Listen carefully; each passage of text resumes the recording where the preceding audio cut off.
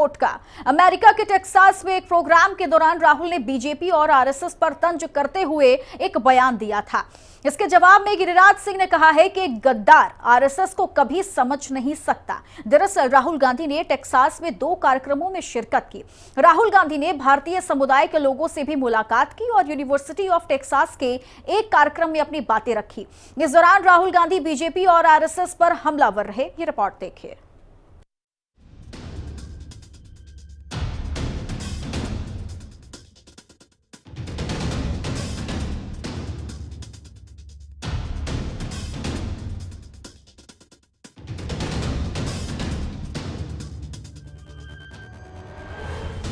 विदेश की धरती में बीजेपी और आरएसएस पर हमला।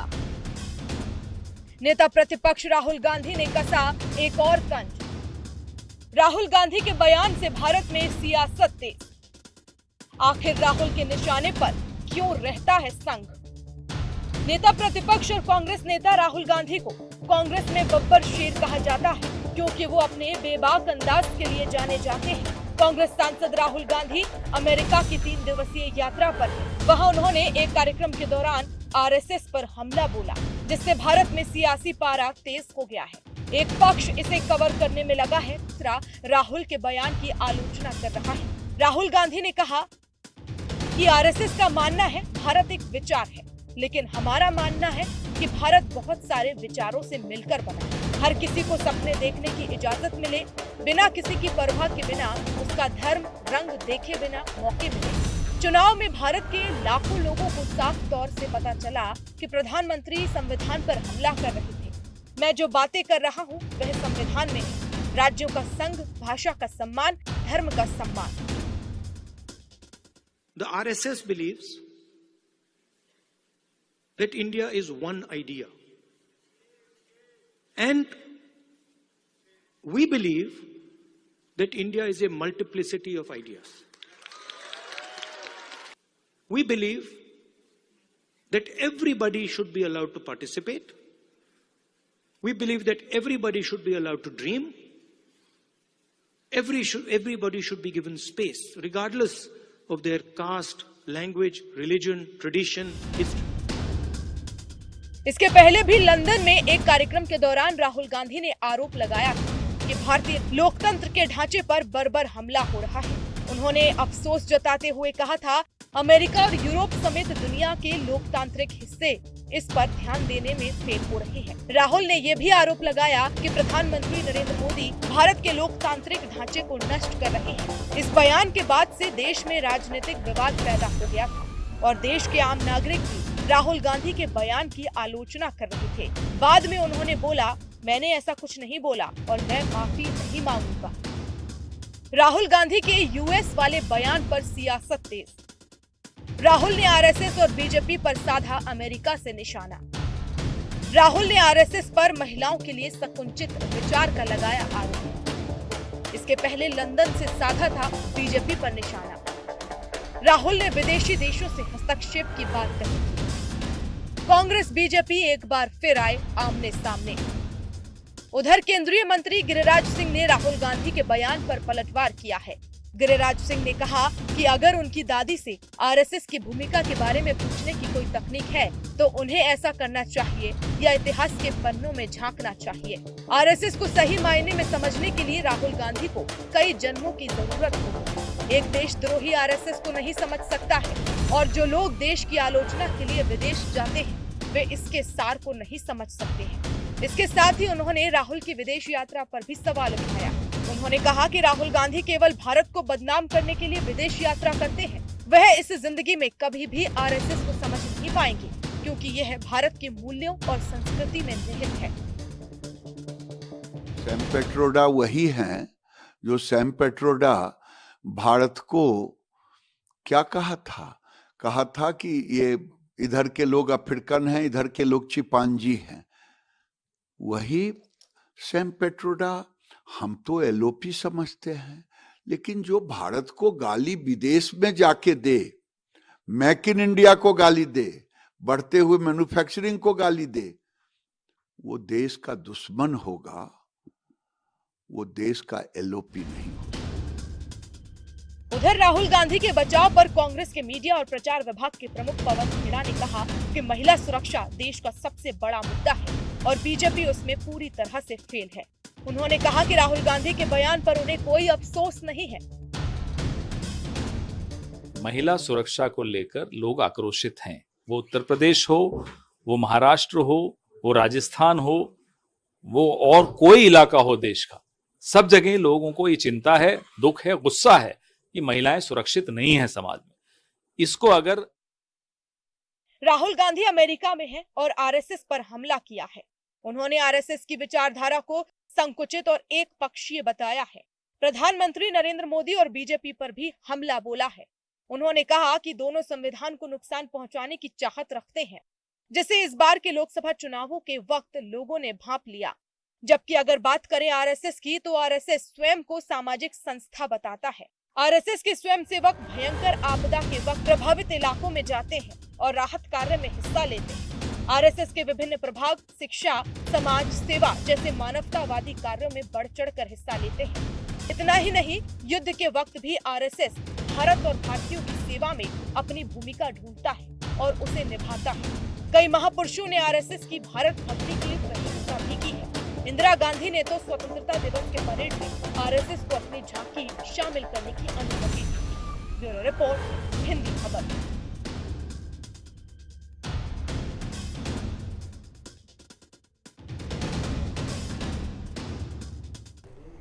और वहीं हरियाणा विधानसभा चुनाव में आम आदमी पार्टी और कांग्रेस के बीच अब गठबंधन नहीं होगा। दोनों ही पार्टियां हरियाणा में अलग अलग चुनाव लड़ेंगी और इन सब के बीच आपने 11 उन सीटों पर भी अपने उम्मीदवार उतारे हैं जहां कांग्रेस पहले ही उम्मीदवारों की घोषणा कर चुकी है। आम आदमी पार्टी की पहली लिस्ट में अब साफ साफ ये सब नजर आ रहा है। ये रिपोर्ट देखिए।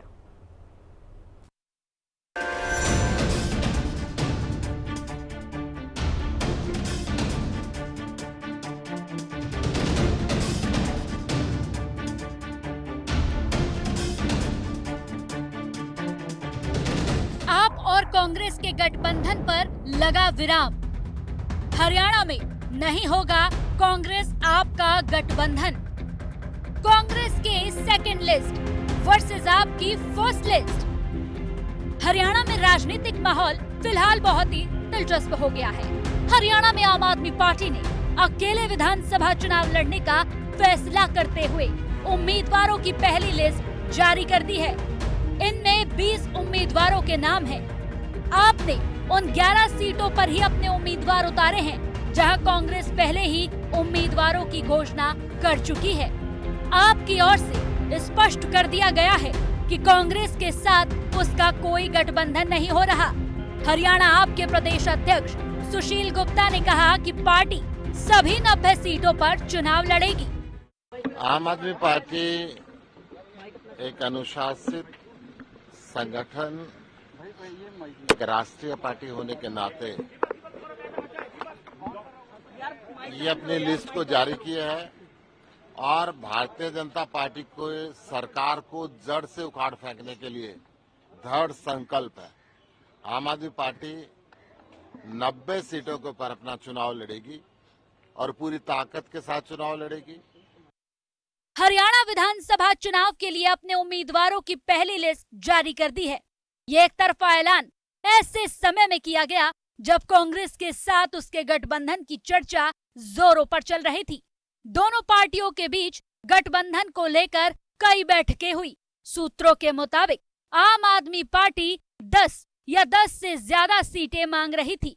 कांग्रेस 3 से अधिक सीटें देने को तैयार नहीं थी, जिस पर सहमति नहीं बनी और गठबंधन होने से पहले ही टूट गया। आप और कांग्रेस के इस टूटते बनते गठबंधन पर बीजेपी भी मजा ले रही है। 12 तारीख तक ही नॉमिनेशन होना है, समय बहुत कम बचा है और भारतीय जनता पार्टी के 10 साल के कुशासन को हटाना हमारी प्राथमिकता है। भारतीय जनता पार्टी से केंद्र हो, राज्य हो, जहां जहां है हमारी लड़ाई चल रही है। आज 20 प्रत्याशियों की लिस्ट जारी हुई है हरियाणा में। मैं उन सबको हृदय से बधाई देता हूं, अरविंद केजरीवाल जी की ओर से, आम आदमी पार्टी की ओर से और जो 5 गारंटी हमारी अरविंद केजरीवाल की गारंटी जो हरियाणा के लोगों के लिए है, उसको पूरा करने के लिए हम लोग प्रतिबद्ध हैं और मजबूती से चुनाव लड़ेंगे। कांग्रेस पार्टी और आम आदमी पार्टी, लेकिन मैं ये समझता हूं कि कांग्रेस पार्टी जो ये चुनाव है वो हार चुकी है, उसने ऐसा महसूस किया है। वो बार बार आम आदमी पार्टी के पास जाकर के समझौता करने का प्रयास करते हैं। आम आदमी पार्टी ठुकरा देती है, कभी कहती है मैं अपनी लिस्ट जारी कर देंगे, हम 20 कैंडिडेट। तो ये मैं समझता हूँ कि कांग्रेस के अंदर जो आपसी फूट, आपसी निर्णय लेने की शक्ति ना होना, उसी का परिणाम है कि आज आम आदमी पार्टी और कांग्रेस के बीच अभी मैं ये समझता हूँ कि जो भी प्रक्रिया एक चल रही थी वो उसका आज समापन हो जाएगा। कांग्रेस आम आदमी पार्टी का समझौता नहीं हो पाया। समझौते के लिए कांग्रेस पिछले कई दिनों से संभावनाएं तलाश रही थी, लेकिन अब आम आदमी पार्टी ने कांग्रेस के खिलाफ अपने उम्मीदवार मैदान में उतार दिए हैं और जल्द ही दूसरी लिस्ट भी जारी करने का संकेत दे दिया है। आम आदमी पार्टी ने अपने 20 प्रत्याशियों की पहली सूची जारी कर दी है और जल्द ही अगली सूची आपको मिलेगी। हमारा इंडिया अलायंस के हम पार्टनर थे, इंडिया अलायंस के राष्ट्रीय स्तर पे हम पार्टनर हैं। आप उम्मीदवार पवन फौजी, कांग्रेस उम्मीदवार बीरेंद्र सिंह, आप उम्मीदवार विकास नेहरा, कांग्रेस उम्मीदवार बलराम दागी, आप उम्मीदवार वीर सिंह सरपंच, कांग्रेस उम्मीदवार वर्धन यादव, आप उम्मीदवार गुरपाल सिंह, कांग्रेस उम्मीदवार शैली चौधरी, आप उम्मीदवार बिट्टू पहलवान, कांग्रेस उम्मीदवार धर्म सिंह छोकर, आप उम्मीदवार कुलदीप गदराना, कांग्रेस उम्मीदवार अमित सिहाग, आप उम्मीदवार विजेंद्र हुड्डा, कांग्रेस उम्मीदवार भरत भूषण बत्रा, आप उम्मीदवार कुलदीप चिकारा, कांग्रेस उम्मीदवार राजेंद्र सिंह, आप उम्मीदवार रणबीर गुलिया, कांग्रेस उम्मीदवार कुलदीप वत्स, आप उम्मीदवार सोनू अहलावत, कांग्रेस उम्मीदवार रघुवीर सिंह कादियान, आप उम्मीदवार मनीष यादव, कांग्रेस उम्मीदवार रावदान सिंह। पहले चरण के रण के 5 अक्टूबर को मतदान होना है, मगर चुनावी बेली बता रही है कि अक्टूबर की गर्मी हरियाणा वाले सितंबर में ही देख लेंगे। एक तरफ जोश है, दूसरी तरफ हरियाणा में सत्ता का ड्राइव। देखना होगा आपको किस मोड़ पर लेके जाता है। ब्यूरो रिपोर्ट, हिंदी खबर। अयोध्या के सांसद अवधेश प्रसाद का इन दिनों एक वीडियो वायरल हो रहा है, जिसमें वो अयोध्या रेप कांड के पीड़ित परिवार से बातचीत कर रहे हैं। अयोध्या के स्थानीय निवासी होकर भी सांसद जी रात के अंधेरे में पीड़ित परिवार से मिलने पहुंचे। सांसद जी को ग्रामीणों के गुस्से का शिकार भी होना पड़ा। अब सवाल इस बात का है कि आखिर सांसद जी अयोध्या में ही होते हुए पीड़ित परिवार से आखिर दिन की बजाय रात के अंधेरे में क्यों मिलने पहुंचे, ये रिपोर्ट देखिए। अयोध्या में कम होने लगा सपा का जनाधार। सपा सांसद से नहीं मिला रेप पीड़ित परिवार। रात के अंधेरे में मिलने गए थे अवधेश प्रसाद। सपा सांसद को देखते ही शुरू हो गया विवाद। रविवार का दिन सपा सांसद अवधेश प्रसाद के लिए काफी चौंकाने वाला रहा। अयोध्या में ही जहां से जीतकर अवधेश प्रसाद ने सबको चौंकाया, उसी अयोध्या में अवधेश प्रसाद भी चौंक गए जब उनके लोकसभा क्षेत्र में रेप पीड़ित परिवार ने उनसे मिलने से ही इनकार कर दिया। बेचारे सांसद जी पीड़ित परिवार से रात के अंधेरे में मिलकर मदद का आश्वासन देने गए थे, लेकिन आक्रोशित ग्रामीणों ने सांसद अवधेश प्रसाद को बेरंग लौटा दिया। सोशल मीडिया पर एक वीडियो वायरल हो रहा है, जिसमें अवधेश प्रसाद गांव वालों से बातचीत कर रहे हैं और आरोपी को सजा दिलाने की बात कर रहे हैं। लेकिन जिस तरह से पीड़ित परिवार ने मुलाकात करने से इनकार किया, उसके बाद से सपा सांसद की काफी ज्यादा किरकिरी हो रही है।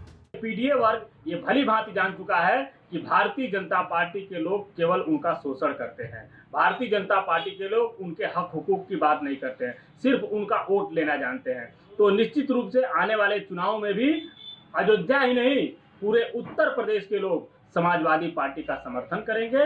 और अभी देखिए, जो उत्तर प्रदेश में विधानसभा की 10 सीटों पर उपचुनाव हो रहे हैं, उसमें भी भारतीय जनता पार्टी की करारी हार होगी।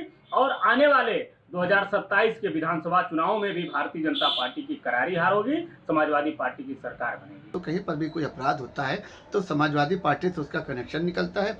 और बड़ी शर्मनाक बात यह कि समाजवादी पार्टी आज ऐसे अपराधियों के साथ, ऐसे आरोपियों के साथ खड़ी दिखाई दे रही है। उनकी जमानत कराने की बात कर रही है, उनका डीएनए टेस्ट कराने की बात कर रही है, उनको बचाने की बात कर रही है। तो वहीं पर एक बात ये भी हुआ कि जब रेप पीड़िता से मिलने के लिए सांसद पहुंचते समाजवादी पार्टी के, तो रेप पीड़िता के परिवार ने मिलने से मना कर दिया और बिल्कुल साफ ये मैसेज दिया है कि आने वाले विधानसभा के उपचुनाव में समाजवादी पार्टी के प्रत्याशियों को धूल चढ़ाई जाएगी। और वो चाहते हैं कि भारतीय जनता पार्टी के प्रत्याशियों को पुनः जिताया जाए। वायरल वीडियो में सपा सांसद अवधेश प्रसाद के साथ गांव वालों की बातचीत हो रही है। ये वीडियो सोशल मीडिया पर बहुत ज्यादा वायरल हो रहा है। गांव वाले सपा सांसद से बहस कर रहे हैं। रात में मिलने आने पर नाराजगी जताई है। ग्रामीणों ने सांसद से वापस जाने को कहा। लोगों ने सांसद के आने पर विरोध किया।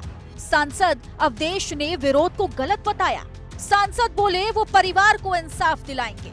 आइए आपको बताते हैं कि आखिर अयोध्या कांड क्या है जिसको लेकर इतना हंगामा हुआ था। पूरा कलंदर में रेप की वारदात हुई थी। नाबालिग से दुष्कर्म का आरोप लगा। सपा नेता मोहित खान पर आरोप था। आरोपी को गिरफ्तार कर लिया गया। मोहित खान का डीएनए टेस्ट भी हुआ। बेकरी कॉम्प्लेक्स पर बुलडोजर चला था। फिलहाल अयोध्या में सांसद और ग्रामीणों के बीच बातचीत का जो वीडियो वायरल हुआ है, उसको लेकर बीजेपी काफी ज्यादा हमलावर हो गई है। अयोध्या में इस बात की चर्चा जोरों पर है कि क्या अयोध्या रेप कांड के बाद से सांसद अवधेश प्रसाद के प्रति लोगों में काफी गुस्सा है। आने वाले समय में अयोध्या के मिल्कीपुर में विधानसभा का उपचुनाव भी होना है और इसी उपचुनाव में अवधेश प्रसाद की असली परीक्षा भी हो जाएगी। देखना है कि जनता आखिर क्या फैसला लेती है। ब्यूरो रिपोर्ट, हिंदी खबर। कानपुर में 1 महीने के अंदर तीसरी बार रेलवे ट्रैक पर साजिश के सबूत मिले, क्योंकि सोमवार जो कुछ सामने आया वो हैरान करने वाला है। रेलवे ट्रैक के बीचों बीच सिलेंडर का प्लांट किया गया। कांच की बोतल में पेट्रोल भरकर रखा गया, साथ में केमिकल भी मिला। अब सवाल ये है कि ये सब कुछ किसने किया, किसके इशारे पर रेलवे को निशाना बनाने की कोशिश की जा रही है। क्या आतंकी आकार रेलवे को निशाना बनाना चाहते हैं? रिपोर्ट देखिए।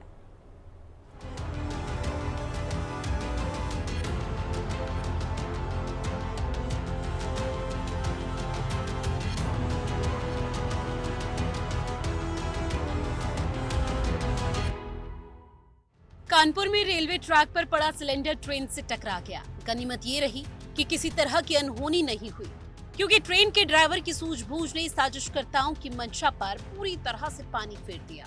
8:30 बजे के आसपास जो है वो सूचित किया गया कि एक ट्रेन जो प्रयागराज से भिवानी की तरफ जाती है और इस रूट से जो है वो गुजर रही थी। तभी ड्राइवर को जो है वो ट्रैक पे एक सिलेंडर दिखा और उसने इमरजेंसी ब्रेक लगाया। इससे संभवतः टकरा करके सिलेंडर जो है वो साइड में गिर गया। सोचिए, अगर कालिंदी एक्सप्रेस ट्रेन का ड्राइवर सतर्क न होता तो फिर आज जिन तस्वीरों को हम सब देख पा रहे हैं, जिनको सबूत के तौर पर पुलिस जमा कर रही है, उन तस्वीरों की जगह क्या देख रहे होते।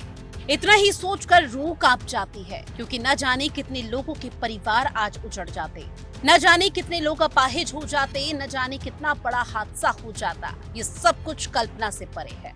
हम लोग जो है वो घटनास्थल को जरा समझ रहे हैं, बारीकी से देख रहे हैं। एक सिलेंडर डैमेज पोजीशन में मिला है और कुछ और मटेरियल भी, ऑब्जेक्टेबल मटेरियल मिला है। सभी की जो है समीक्षा की जा रही है और इसमें जो है वो रेलवे अथॉरिटीज़ ने जो हमें कम्युनिकेट किया, उसके आधार पे हम लोग जो है वो नियमानुसार इसमें जो कठोरतम कार्रवाई अमल में लाएंगे। पुलिस जांच कर रही है, क्योंकि जो मौका वारदात से मिला है वो साजिश की तरफ इशारा कर रहा है। तस्वीरें उसकी गवाही दे रही हैं कि अगर साइट और समय अच्छा ना होता तो आज देश मातम मना रहा होता, क्योंकि रेलवे ट्रैक पर भरा हुआ गैस सिलेंडर रखा गया था। शायद रेलवे ट्रैक के साथ ट्रेन को सिलेंडर विस्फोट से उड़ाने की साजिश रची गई थी। इस दौरान पुलिस को छानबीन में ज्वलनशील पदार्थ भी मौके से मिला, जो बोतल में भर कर रखा गया। खबर ये भी है कि पुलिस के हाथ सफेद रंग का केमिकल भी लगा। अब सवाल तो ये उठ रहा है कि रेलवे ट्रैक पर एलपीजी सिलेंडर को आखिर किसने रखा? वो कौन है जो आम लोगों की जान का दुश्मन बनना चाहता है? वो कौन है जो सिलेंडर को विस्फोटक के तौर पर इस्तेमाल करना चाहता है? आखिर वो कौन है जो यूपी को सुलगाने की साजिश रच रहा है? क्या ये किसी आतंकी मॉड्यूल की साजिश है या फिर कोई सिरफिरा लोगों की जान लेना चाहता है? क्योंकि जिस तरह घटना सामने आई है वो किसी बड़ी आतंकी साजिश की तरफ इशारा कर रही है। क्योंकि कानपुर सेंट्रल रेलवे स्टेशन से 30 किलोमीटर दूर शिवराजपुर क्षेत्र में रेलवे ट्रैक पर विस्फोटक के साथ इसी एलपीजी सिलेंडर को प्लांट किया गया। गनीमत ये रही कि ट्रेन से टकराकर सिलेंडर छिटककर ट्रैक से बाहर चला गया, जिससे ट्रेन बड़े हादसे का शिकार होने से बच गई। इसी तरह की दूसरी घटना गुजैनी रेलवे ट्रैक की है, जहां 40 फीट ऊंचाई से एक ट्रक रेल लाइन के ऊपर गिर जाता है और उस लाइन से चित्रकूट एक्सप्रेस गुजरने वाली थी। वहीं तीसरी घटना गोविंदपुरी स्टेशन की है, जहां साबरमती एक्सप्रेस की किसी संदिग्ध चीज से टक्कर हो जाती है और उसकी 22 बोगियां उतर गई थी। अब सवाल ये है कि लगातार हो रही इस तरह की घटनाएं आखिर किस तरफ इशारा कर रही है? क्या किसी तरह की आतंकी साजिश रची जा रही है? क्या आतंकियों ने अपना वॉर मोड अब बदल दिया है? क्या आतंकी अब रेलवे को निशाना बनाकर उत्तर प्रदेश में अशांति पैदा करने की साजिश रच रहे हैं? ब्यूरो रिपोर्ट, हिंदी खबर।